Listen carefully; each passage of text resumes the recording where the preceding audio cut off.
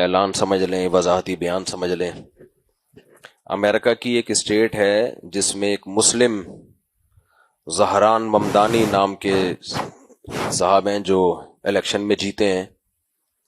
جس پہ کچھ لوگوں کو خوشی ہو رہی ہے، کچھ ناراض ہو رہے ہیں۔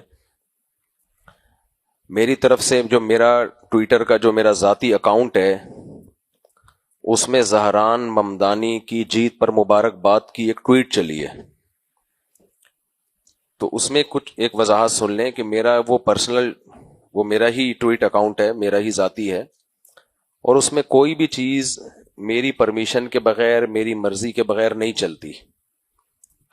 بعض ساتھیوں کے ذمہ لگاتا ہوں ٹویٹ کرو تو مجھے بھیجو تاکہ میں اس کو پڑھوں، اس کی نوک پلک کو درست کروں، اور پھر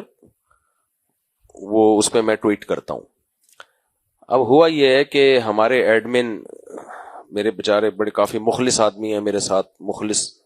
دوستوں میں سے ہیں، پورا چینل انہوں نے سنبھالا ہے، اللہ ان کی عمر میں برکت دے۔ امریکہ میں ہوتے ہیں، انہوں نے کہیں مجھ سے رابطے کی کوشش کی ہوگی، رابطہ نہیں ہوا، تو انہوں نے اعتماد کی بیس پہ ٹویٹ چلا دی زہران ممدانی کی مبارکبادی کی، کہ بھئی مفتی صاحب جب اٹھیں گے، ایک تو ٹائم کا بڑا فرق ہے نا، وہاں یہاں دن ہو رہا ہوتا ہے تو وہاں امریکہ میں رات ہو رہی ہوتی ہے، تو وہ چلا دی۔ میری عادت یہ ہے کہ جب تک مجھے کسی کے بارے میں پوری صحیح طرح سے نالج نہ ہو، میں نہیں کسی کی تعریف کرتا نہ برائی کرتا ہوں۔ تو جب انہوں نے چلا دی تو پھر میں نے کہا بھائی میں ان کو نہیں ذاتی طور پہ جانتا، جب تک کوئی شخص کو تجربہ کر کے دیکھ نہ لیا جائے کیسا ہے، اچھا ہے برا ہے، تو میں کیسے ٹویٹ کر سکتا ہوں۔ تو خیر میں نے ایڈمن کو کہہ دیا ہے کہ وہ ٹویٹ ہٹا دیں، لیکن وہ ٹویٹ اس بیس پہ چل گئی ہے،